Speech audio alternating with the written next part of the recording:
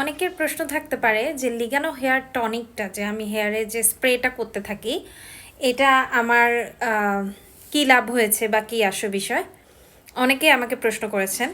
আমি প্রপার একটা রিভিউ দেওয়ার আগে আমি আপনাদেরকে জাস্ট কিছু জিনিস দেখাই, সেটা হচ্ছে বেবি হেয়ার।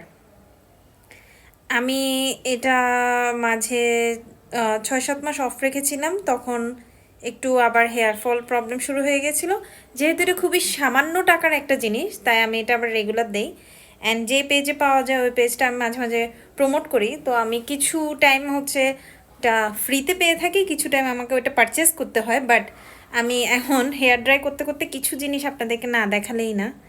দিস আমার মানে মাঝে যে হেয়ার ফল কী পরিমাণ ছিল আমি প্রপার একটা রিভিউ দিব আপনাদেরকে, বাট এর মাঝে আমি একটু দেখাই যে আমার হেয়ার রিগ্রোথ কী পরিমাণ হয়েছিল অ্যান্ড হচ্ছে আলহামদুলিল্লাহ মাশাল্লাহ।